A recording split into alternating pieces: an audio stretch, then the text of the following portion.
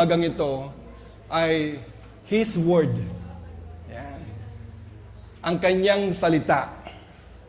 Amen? Ang salita na buhay na salita ng Diyos. Meron akong tanong sa umagang ito. Pag si Lord Jesus ay nag-show up ngayon at tinanong ka, do you want to be made well? Or gusto mo bang maging maayos? Or ang tanong niya ay, do you want to get better? Gusto mo bang gumaling? Ano kaya ang isasagot mo? Amen? Let me guess ano yung answer mo. Definitely, ang sasagot mo ay yes. Oo, Lord, di ba? Pagka tinanong ka ng ganun kung gusto mapabuti ang buhay mo, definitely ang iyong sasagot ay oo. Pero ang question ngayong umagang ito is, why until now, you are not well? Bakit hanggang ngayon, hindi ka pa rin maayos? Nakikinig ba lahat? Amen? Ba't di ka maayos? Ang daming beses, the Bible asks you a question sa Bible, and then when you respond, until now, you are not well. Hindi pa rin maayos ang buhay. I tell you why. Sabi mo sa katabi mo, may sasabihin si Pastor. At ito ay makatotohanang statement. Na totoo pong statement. Kasi ganito po nangyayari. Some people simply they don't want to be made well. Marami mga tao na ayaw naman talaga na maging maayos. Kahit na binibigyan sila ng pagkakataon maging maayos. Gusto ng pagbabago, pero ayaw mabago. They want changes, but they don't want to be changed. Amen? Ano ibig ko sabihin dito? For example, someone hurt them or hurt you. Meron nakasakit sa iyo. And now, pinili mo na maging bitter. Or you hold onto their anger or kinakapitan mo pa rin yung galit mo sa kanya. Ayaw mong mag-release ng forgiveness doon sa taong yon. See? Ang ibig sabihin nun, they don't want to be made well. Ayaw maging mabuti. Ayaw maging mapaganda, maging maayos ang buhay. They prepare to stay bitter, angry, and filled with hatred toward the person who hurt them. Nagtatanim ng galit doon sa taong nakasakit sa kanila.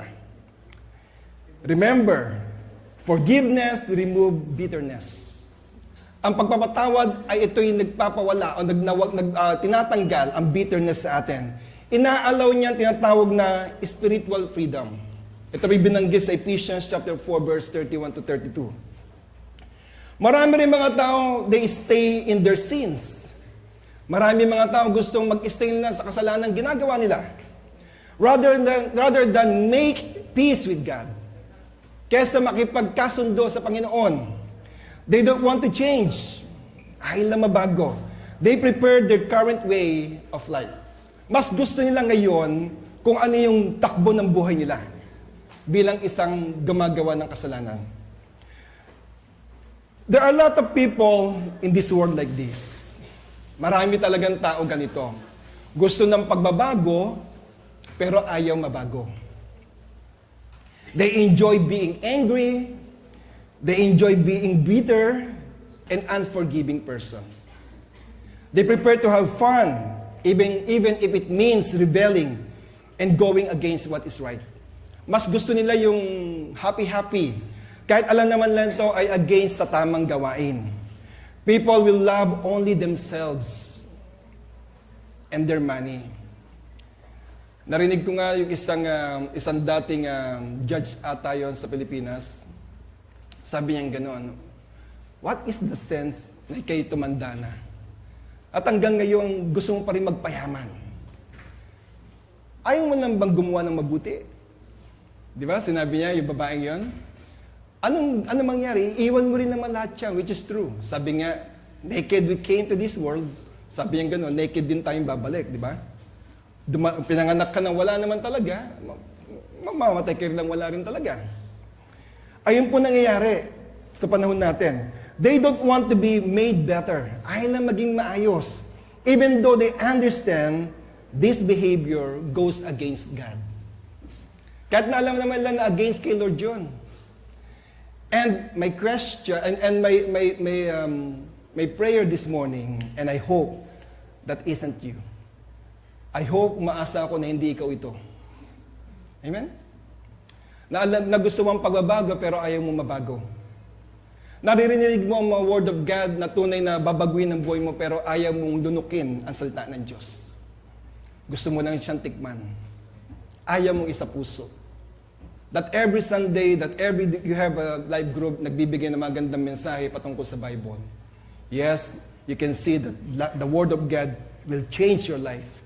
Pero ayaw mo humakbang sa pagbabagong yan. Sa umagang ito, ang ating pong scripture ay matatagpuan sa John chapter 5, verse 1 to 9. Itong story ito ay patungkol sa isang paralyzed na person who encountered Jesus. Doon tinatawag doon sa may pool of Bethesda. Sa story, may mga na-reveal dito. Na-reveal yung compassion ng God, yung kanyang kabutihan, yung kanyang awa. Pangalawa, na-expose dito yung emptiness ng isang tao pagka tayo nilalagay natin ang ating pag-asa sa isang bagay. At uli, ini-emphasize dito yung tinatawag na life-changing power of God's presence. Pag nandoon ang presensya ng Diyos, mayroong tinatawag na pagbabago ng buhay. Are you ready? Sige po. Sabi dito sa verse 1, sometime after that, Jesus went to Jerusalem because it was time for one of the Jewish festival. Pag sinabing festival, ito po yung tinatawag na naggaan sila, nagkakasiyahan sila. At sabi ito, isa daw to sa mga Jewish festival na mangyayari. Verse 2, there is a pool near the sheep gate in Jerusalem. Its name in the Jewish language is Bethesda. Round the pool, there is building with 5 places that have roof over them. So, imagine niyo may isang malaking pool, at sa bawat pool, merong isang mga, parang, ano tawag doon? Pagka-arkila ka ng sa beach? Mga tent. May tawag doon, nalimutan ko lang. Lima daw yun, Cottage. Sa panahon natin parang cottage. So may 5 daw ganoon. With 5 places that have a roof over them. 5 daw. Verse 3. A large number of sick people were lying in these places. Sabi ang dami. So kung titingnan mo ba, yung lugar na iyon ay para sa mga taong may sakit. Some of them were blind. Some of them could not walk properly. Some of them could not move their legs or their arms. They were waiting for when the water started to move. Verse 4, an angel would go down into the pool at a certain times and move the water about. So, sila'y naniniwala na kaya sila nagtitipon doon kasi pagka meron daw isang anghel na bumababa at nilalaro ang tubig at pag nakita na may bubbles, sila ay nananampalataya na kung sino unang pupunta sa tubig ay gagaling. Tingnan natin. The first person who got into the water became well, whatever his illness. Kahit na anong sakit mo at karamdaman mo, pag ikay nauna doon, ikaw ay gagaling. Verse 5. One man who was lying there had been ill for 38 years. Tagal. Yung taong ito may sakit sa loob ng 38 years. Sabi the person is lame, baldado, hindi maakilos. Then, eksakto na din si Jesus. Jesus saw this man. He knew that the man had been ill like this for a very long time. Alam ng Lord, wala tayong matatago kay Lord. He knows everything. Kahit na kinailalim-laliman ng puso mo, alam ng Diyos kung ano meron dyan. Etong tinanong niya, do you want to get well? Tinanong niya ang lalaki. Verse 7, ito nangyari. The sick man said, Sir, I do not have any who will help me. Kita niyo, Ang tanong, isang layo minsan ang sagot natin lagi, no? Parang ganito, gusto mo ba ng pera? Ay, wala akong pera eh. Di ba? Either sabihin yes or no. Dito ang tanong ng Lord ay straightforward. Do you want to get well? Ang sagot niya, Sir, I don't have anyone who will help me. I need somebody who will put me into the pool. When the water starts to move, I try to get in, but someone else always gets in before me. Paano nga naman, ayun ang paniniwala nila, na unang-unang tatalon sa tubig, na unang-unang mababasa, ay gagaling. Verse 8, Then Jesus said to him, Stand up, pick up your mat, and walk. The man became well immediately. He picked up his mat and he walked. May the Lord bless the reading of His Word. Naintindihan ba nating istorya?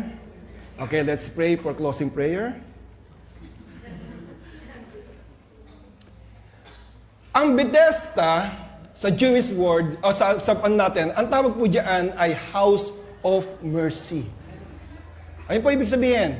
So, hindi siya aksidente, yung mga tao doon na nangangailangan ng awa ng Diyos ay nandoon.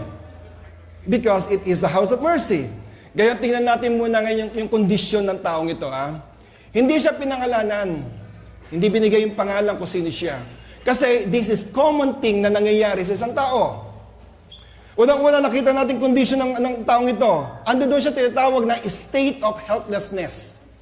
Ando doon siya sa kawalan ng walang magawa. Alam mo yung wala talaga akong magawa Hindi ko kaya. Yung tingin mo yung situation mo, pero nasasabi mo, wala akong magawa. Just like this man. Wala naman talaga siya magawa. Baldado nga siya. Siguro isang ganun niya pa lang. Nauuna ka agad yung mga illness na hindi naman ganong, na meron pa naglalakad kundi nakakatanong ka agad sila. Di ba? Kawalan ng magawa. Sabi sa John chapter 5 verse 5 na ating binasa, the man had been paralyzed for 38 years. So ito talagang makikita mo na wala talaga, helpless talaga yung taong ito, 38 years. Makikita natin dito yung guilt and hopelessness, sometimes yung guiltiness, saka yung hopelessness na yan, and nag-iiwan sa isang tao na hindi makagalaw at hindi makasulong. Sometimes when you feel guilty, you cannot move. Hindi ka makagawa ng isang bagay kasi you are guilty. Hindi ka makasulong, hindi ka makaabante kasi you know you are guilty. Pangalawa nakita ko dito ang kondisyon ng taong ito. The man is surrounded by the suffering people. Well, sometimes we think that we are well. Pero marami pa rin sa paligid natin na hindi naman talaga well. They are suffer. The pool was filled with others who were blind. Sabi doon, lame and paralyzed. Sabi sa verse 3. It was a moment that revealed how deeply people can hurt. Dito makikita mo talaga na ang lahat ng tao talaga ay merong pangangailangan at nasasaktan talaga rin. And how much we all need healing. Na kailangan mo naman talaga ng kagalingan sa mga sakit na yan. Emotional o physical man yan, kailangan mo talaga ng healing.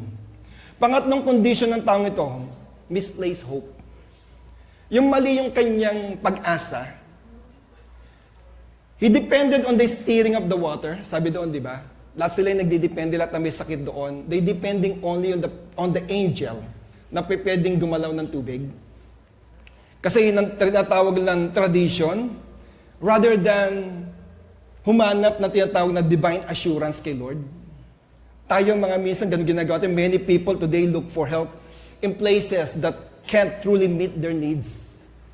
Ito yung makatulong sa akin, ito ang pwede kong gawin para maging maayos ako, instead of humingi ng guidance kay Lord.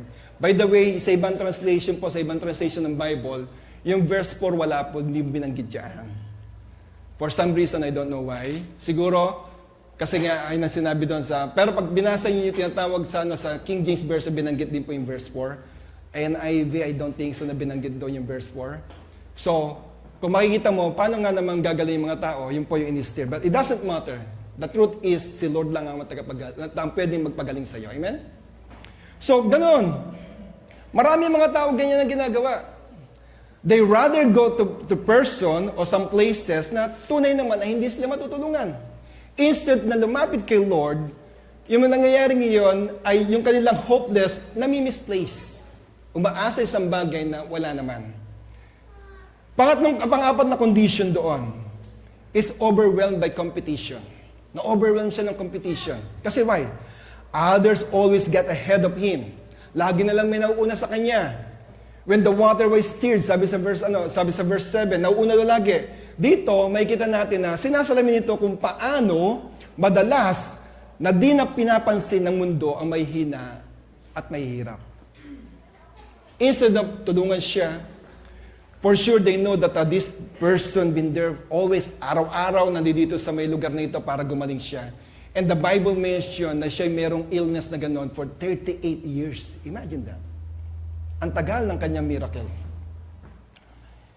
Tingnan naman natin dito kung paano ginawa ni Jesus. Yung kanyang compassion, yung kanyang awa sa taong ito. Alam ni Jesus yung condition ng taong yun. And I believe He knows our condition right now. Alam ng Diyos kung anong condition na meron tayo sa oras na ito. Jesus saw His condition. Na-notice na ni Jesus yung long-standing problem at cared deeply ng taong ito sa verse 6. Pangalawa, nakita mo rin dito ang compassion ni Jesus. He initiated the conversation. Siya na mismo yung naunang magsalita. Di ba tinanong niya, gusto mo bang maging gumaling ka? Siya ang unang nag-create ng conversation. Tinanong niya, do you want to be made well? Sa verse 6. Eto, even though Jesus knew kung ano yung pangangailangan ng tao, dito, tinitest naman ng Lord yung desire ng puso ng isang tao na magbago. And a while ago, I asked you about it.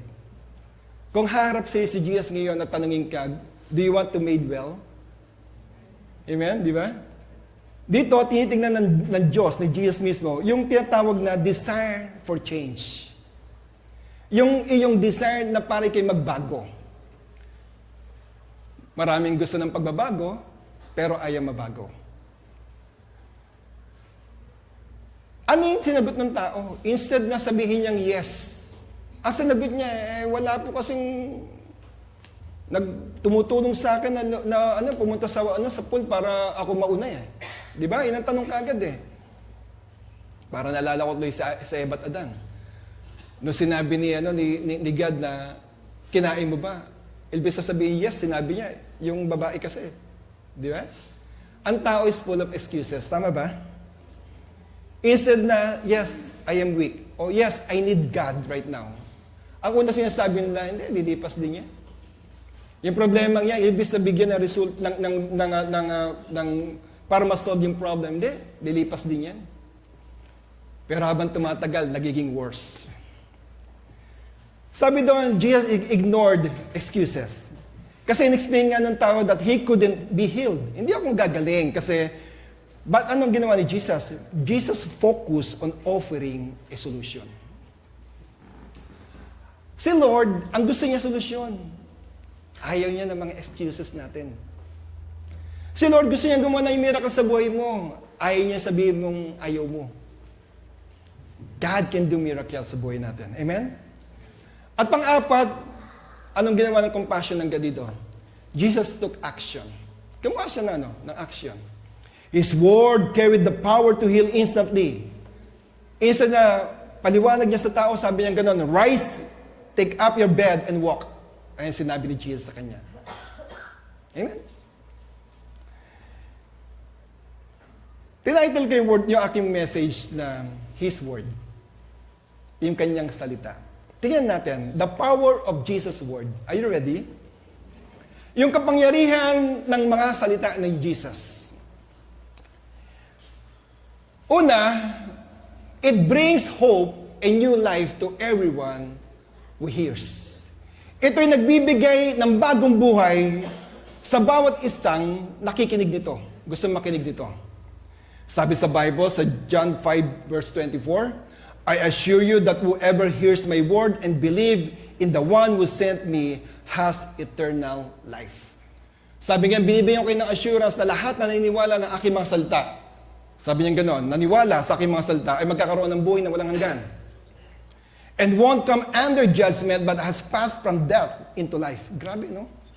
Sabi niya gano'n, hindi na siya ma-judge, pero lalagpasan niya ang kamatayan into life.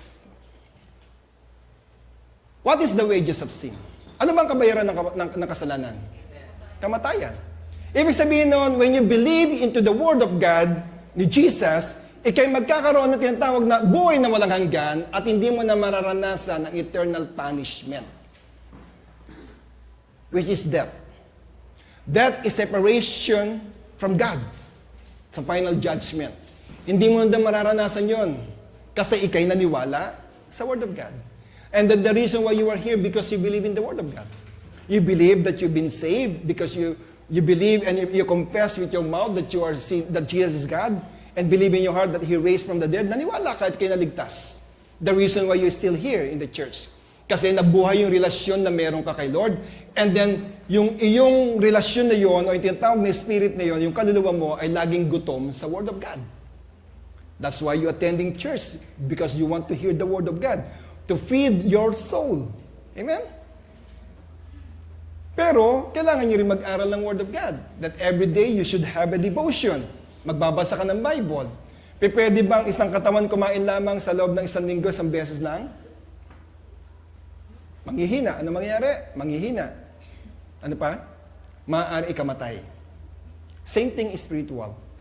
If you don't read the Bible, you don't study the Bible every day, same thing, manghihina ka, at maaari mamatay ang iyong relasyon kay Lord. Nakuha ba natin?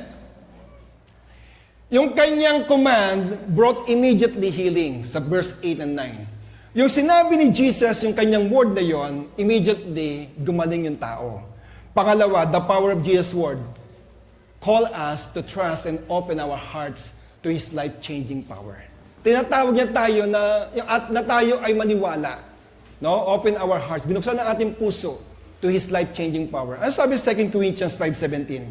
When anyone belongs to Christ, they become a new person. Lahat daw ng belong kay Jesus ay meron ng bagong pagkatao. Their old ways of life has gone, their new life has begun. Kita nyo? Tinatawag tayo magtiwala at buksan natin ang mga puso sa binibigay niyang life-changing sa buhay natin. Na pagbabago sa ating buhay. At balikan natin paralyzed. The paralyzed man had to act on Jesus' instruction to experience his healing. Kailangan niya mag-act. The Bible said without faith, without action, faith is dead. Di ba? Pag walang action ang iyong pananampalataya, wala itong mangyayari. Faith without works is dead. So, makikita mo dito, even the paralyzed, nung narinig niyang, rise up, kunin mo yung mat at tumayo ka. Di ba? Immediately, he do it. He did it.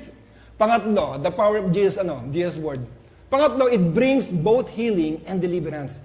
Ito'y nagbibigay ng kagalingan at deliverance. Sabi sa Psalms 107, verse 20, ito sinabi, God spoke the words, be healed, and we were healed. Sinabi niya, ikay gumaling, at ikay makaka-receive ng kagalingan. Delivered from death's door. So, the healing did not depend on the water, but on the authority of Jesus. Minsan, nagkaaroon tayo ng wrong hope. Naniniwala tayo sa matutulungan tayo na ganito, matutulungan tayo ng ganito. Pero wrong hope. At the end, fail. Pero sabi ito, pag sinabi ni Jesus, ng God, ng kanyang word, mangyayari. Pag sinabi niya kay gagaling, ikaw ay gagaling. Pangapat, it shines brightly. The power of Jesus' words shines brightly at all times, guiding all who listen. Ibig sabihin ito, nagbibigay ng liwanag sa bawat oras, ginagabayan tayo sa mga taong nakikinig, marunong makinig. Sabi doon, sa Psalms 119:105, your word is like a lamp that shines as my guide. It shows me the right way to live. Hindi niyo ba napansin bakit lamp ang sinabi? Bakit hindi sinabing malaking ilaw? Di ba? Alam niyo ba ang lamp ay pag ginamit niyo, sino nakakita ng lampara? Kasi nung bata kami, nanguhuli kami ng gagambe. Lampara gamit namin eh. Di ba ang lampara is limited yung light niya? Ang itsura ng lampara ay ganun, dito lamang, di ba? Ibig sabihin, it cannot go all the way there. Unlike the flashlight na gagamitin mo, yung torch. Di ba? Pag flashlight, pwede mong di ba? Pero ang lamp, doon lang siya. Kung saan lang. Kita niya, sabi sa verse 105 na yan. Your words is like a lamp that shines as my guide. Ito ngayon. Ang lamp ay limited ang liwanag, meaning ang Word of God ay dapat everyday nating binabasa para sa guidance. You get it? Hindi siya kagaya ng flashlight na nakikita mo agad yung dulo. Ang Word of God ay parang lampara na bawat step mo, ando doon lang ang liwanag. Kasi ginaguide ang bawat step mo through the Word of God. Amen po ba? What He spoke to the man is still powerful for us today. Kung ano yung sinabi niya doon sa laki na gusto mo bang gumaling, ay same thing na kaya pa rin gawin ng Diyos sa ating buhay. Why? Because Hebrews chapter 13 verse 8, Jesus Christ is always the same, yesterday, today, and forever. Hindi siya nagbabago. Gumawa siya ng himala noon, kaya niya pa rin gumawa ng himala ngayon sa buhay mo. Gumawa siya ng bagay noon, kaya niya pa rin gawin sa buhay mo ngayon. Amen? Palapakan natin si Lord. Ngayon, ano yung lesson na mamakuha natin sa story ito? This story is full of full of things na makukuha mo talaga. Pag if you're going to sit down and read the Bible and study the Bible, ano lesson ngayon? Lessons learned from the story. May lesson tayo marireceive dyan. Unang-unang lesson dyan, God sees every hardship we face and understand our deepest struggles. Nakikita ng Diyos, ano man yan, yung nangyayari sa buhay mo, yung tinatawag na paghihirap ng buhay mo, o yung tinatawag na struggle mo, yung nilalabanan mo yung mga bagay, nakitang-kita ng Diyos yan. God can see it. Kaya i-recognize ng Diyos yan. Jesus recognized the man's suffering. Nakita niya. Na-recognize niya yung lame eh. Na-recognize yung suffering and acted at the right time. Si Lord hindi nahuli, laging at the right time. Amen? Ano yung title natin last week? Right time. Right on time. Same with us. Kagaya rin sa atin. He tells us, you are not alone. Siya sabi ni Jesus ngayon sa atin, hindi ka nag-iisa. Kasama mo ko. Amen? Pangalawang lesson na nakita ko dito. Waiting without God leaves us empty. Alam mo yung nakantay ka na rin lang, isama mo na si Lord.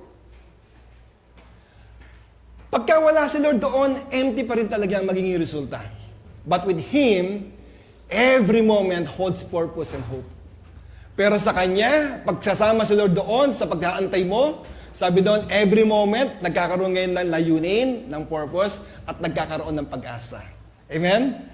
So, the man waited for 38 years without healing until he encountered Jesus.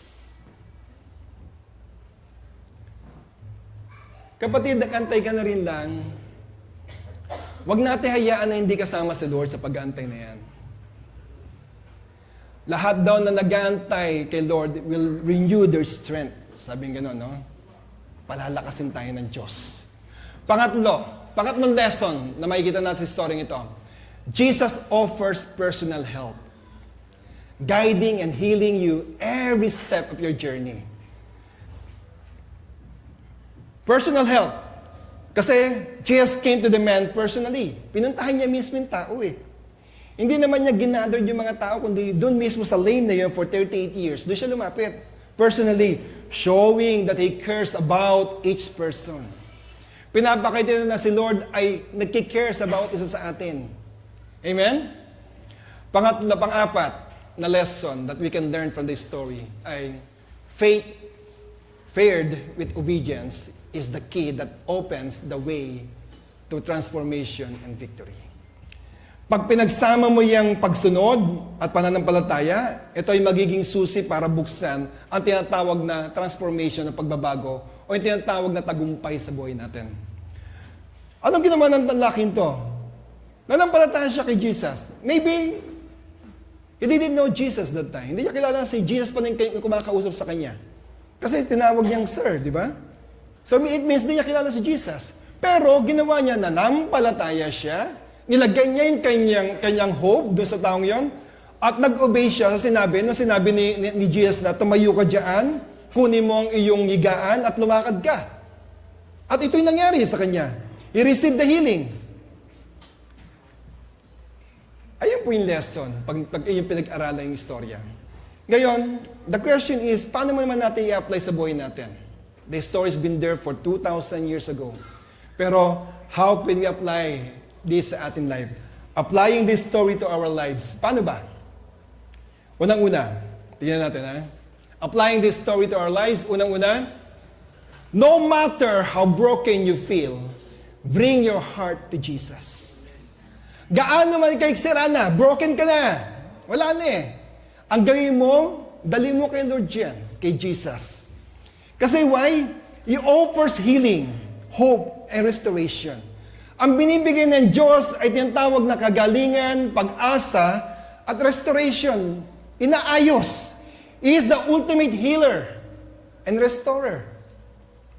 Matthew 11:28, ano sabi doon? Come to me, all you who are struggling hard and carrying heavy loads, and I will give you rest. Kaya ano man yung broken sa'yo ngayon, ayan man yung feeling mo na sira, gayon mo kay Lord, bigay mo kay Lord, i-restore ng Lord yan. God is our Pater. Siya yung umuhubog sa atin at tayo yung mga palayok sa kanyang harapan. Kung ikay nagkaroon ng lamat, yung buhay mo, bring it to Jesus. Aayusin ni Lord yan. Why? Because Jesus meets us in our pain.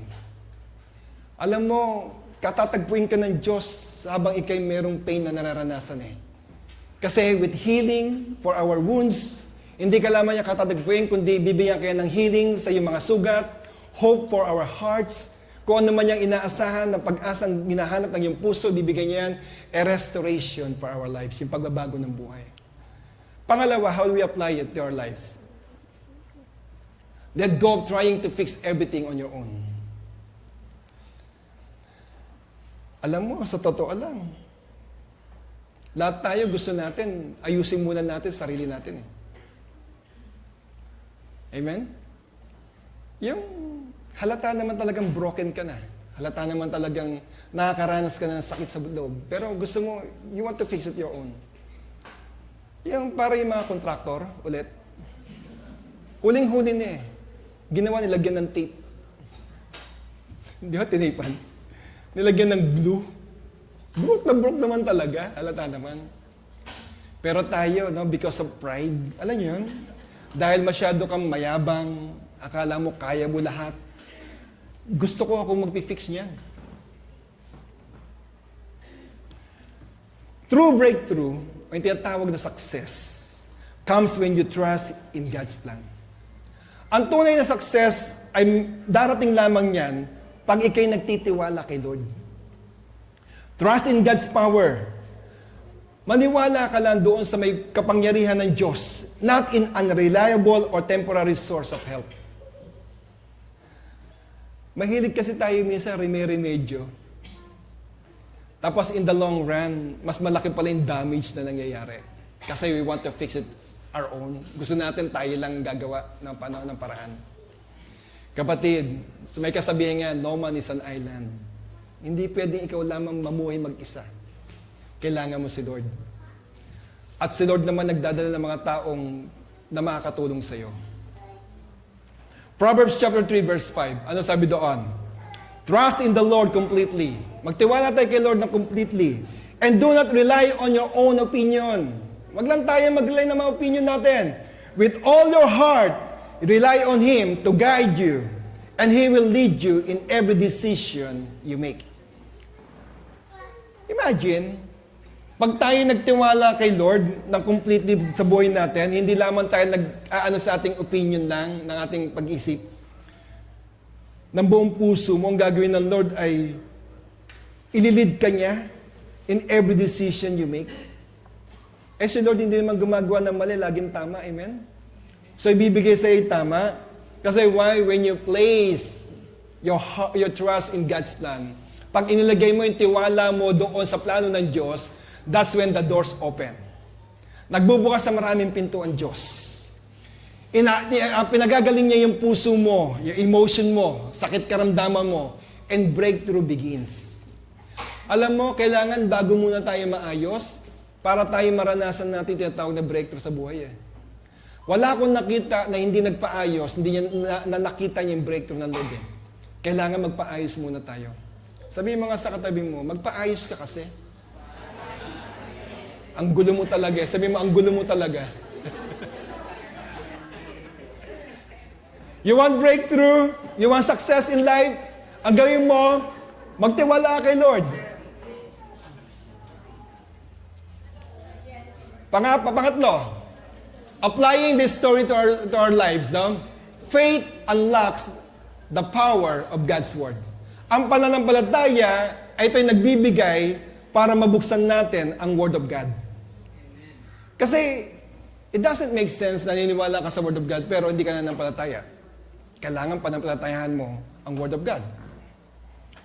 Act with confidence on His promises. Nabasa mo sa Bible that you are blessed, mag-act ka that you are blessed. And yung instruction for your breakthrough, kung ano may sinasabi ng Bible, kung yung instruction na binibigay sa iyo, gawin mo. Kasi why? Isaiah 55 verse 11, ito po sinabi, My word, which comes from my mouth, sabi ng God, is like the rain and snow. It will not come back to me without results. Ang word daw ng Lord, pag sinabi niya, hindi daw niya nagbibigay, hindi daw bumabot sa kanya na walang resulta. It will accomplish whatever I want and achieve whatever I send it to do. Grabe, no? Kung ano yung pinagagawa ko sa word ko, sabi niya gano'n, ito yung ma-achieve. Kung paano ko siya pinadala sa iyo, ito ay mangyayari sa buhay mo. So, ayan. Faith unlocks the power of God's word. Pag ikaw na ng palataya sa word of God, ayun na. Breakthrough. Blessings will happen. Because why? When we believe in God's word, we make room for His power to work for us. Pag ikay naniwala sa salita ng Diyos, ito nagbibigay sa atin ng kapangyarihan ng salita ng Diyos na kumilos sa ating mga buhay. Why? Because when we believe in God's word, we make room for His power to work for us, step into His promises with confidence because He is faithful. Amen? Maniwala ka sa word of God. At magbibigay ito ng isang lugar para sa iyo, para ikay maniwala. Para ikay maranasan yung kapangyarihan niya. And number 4, applying this story to our lives. Trust that God's timing is perfect. Maniwala ka na ang timing ng Lord ay laging perpekto. Kasi though this man waited for 38 years para sa kanyang kagalingan, pero still, healing came at the perfect time. Tama? Dumating yung kanyang inaasahang kagalingan in perfect time. Ecclesiastes chapter 3 verse 11. Ito sinabi, God has chosen a good time for all things to happen. Yung panahong helpless ka na, sa panahon na hindi mo na kaya, darating ang Diyos para bigyan ka ng kasagutan. Sa totoo lang, nobody completely understand everything that God has done. Wala naman talaga eh. Wala naman talaga nakakaintindi sa ginagawa ng Diyos eh. Pagkasabi sa Bible, sabi niya ganon, His thought is higher than our thoughts, His ways higher than our ways. So hindi natin talaga maintindihan ng Diyos pag siya gumagawa. From the beginning ng buhay natin hanggang the end, hindi pa rin natin maintindihan. Pero, pag naniniwala ka lagi na mayroon timing sa Lord, masasabi mo, tagagawan ni Lord to sa buhay mo. Kasi what seems delayed is often a preparation for something greater in your life. The man waited for 38 years. Hindi po biro-biro yun, magantay ka ng 38 years. Pero ano nangyari? Something greater sa kanyang buhay. Amen? Are you blessed this morning? So kapatid, the story of healing at Bethesda reminds us that no matter how long we struggle or how helpless we feel, Jesus is available to deliver us. Ano man yung nararamdaman mo ngayon sa oras na ito? O struggle ka sa mga bagay na nangyayari sa buhay mo? O helpless ka na sa iyong pakiramdam? Tandaan mo, Jesus is able to deliver us. Kaya kang ayusin ng Diyos. Nakikita ng ating kondisyon. Ano man ang kondisyon ng buhay mo, He knows that. He can transform our lives when we respond into faith to His Word. Pag tayo nag-respond din na mayroong pananampalataya sa kanyang mga salita, it brings you need. Dalhin po natin ang ating pangailangan kay Lord sa oras na ito. And trust Him to do impossible sa ating mga buhay. Amen?